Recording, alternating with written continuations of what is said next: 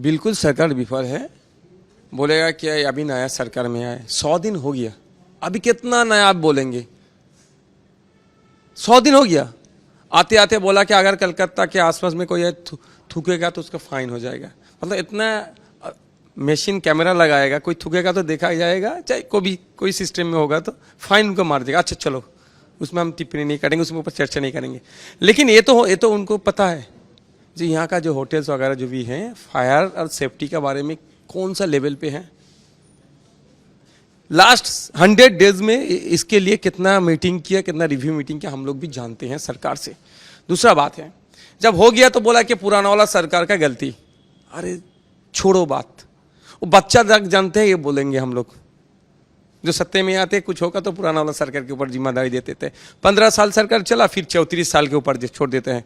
हम बोलते हैं कि डॉक्टर नहीं है क्यों, नर्स नहीं है, मेडिसिन क्यों नहीं, बोले कि सब बामफोड़ अमल के हुआ था इसीलिए इसका भरपाई चल रहा है। लेकिन मेरा एक सवाल है, जो ऑफिसर्स था वो लोग क्या कर रहे हैं? उनको एक बार भी पूछा गया? ऑफिसर का काम ही है इसका देखना। जो रिपब्लिक रिप्रेजेंटेटिव जो आते हैं उनका काम इसको आगे ले जाना, लेकिन ऑफिसर तो चुन चुन के इसको देखेगा।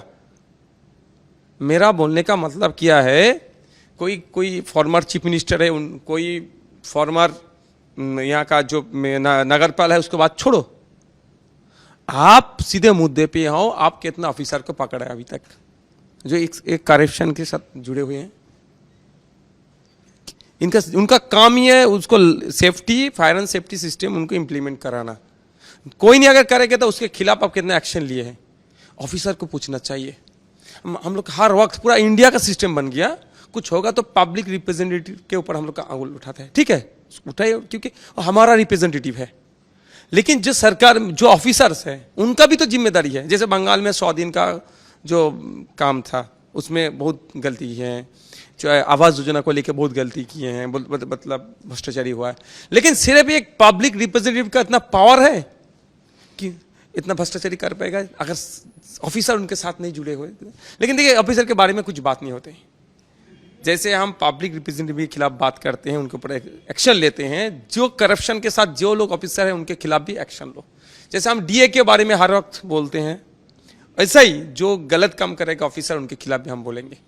देखिए बात क्या है, उसमें से लेफ्ट फ्रंट के भी, लेफ्ट फ्रंट का भी 2 कैंडिडेट जीते हैं।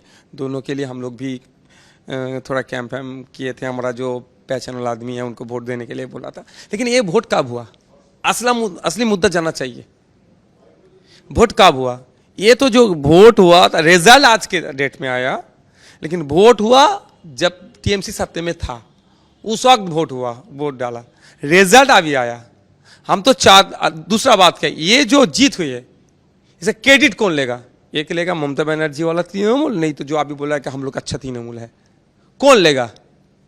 अब पहले उन टीएमसी से को डिसाइड करने के लिए बोलिए। तीसरा बात क्या है, हम तो चाहते हैं इलेक्शन आए, चाहे म्यूनिसिपैलिटी इलेक्शन हो, मदरसा मैनेजिंग कमेटी के इलेक्शन हो, जो भी एक इलेक्शन है, देखा जाएगा टीएमसी को कितना आदमी चाह रहा है।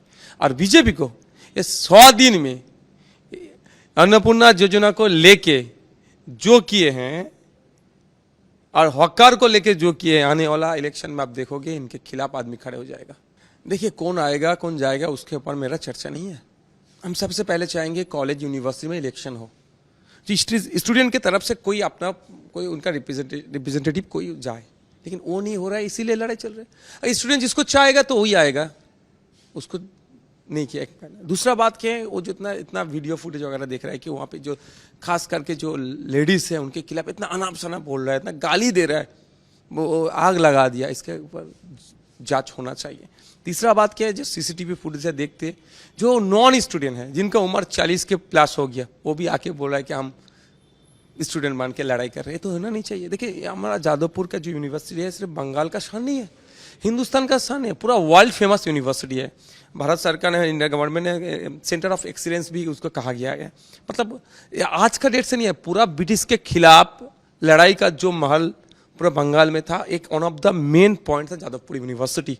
वहाँ से बहुत हमारा देश का फ्रीडम फाइटर भी लड़ाई में से। जादवपुर एक मतलब एक ऐसा जगह है जहाँ हर वक्त मतलब इसके खिलाफ लड़े हैं। आज यूनिवर्सिटी में जो हो रहा है नहीं होना चाहिए। ये देश पूरा इंडिया नहीं, पूरा इंटरनेशनल लेवल पे हमारा से नीचे हो रहा है। ये नहीं होना चाहिए।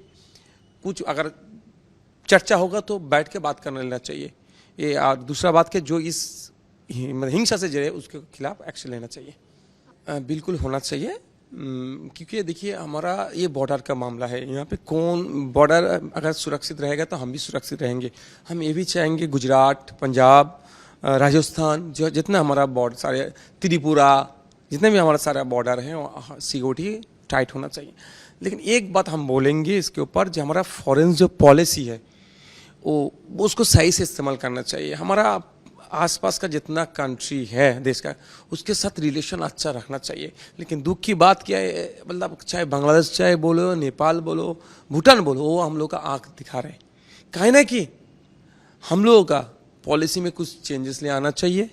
जो अभी चल रहा है ये नहीं होना चाहिए, क्योंकि अगर हमारा जो पड़ोसी देश के साथ हमारा अच्छा रिलेशन रहेगा तो हमारा बॉर्डर भी सिक्योर रहेगा।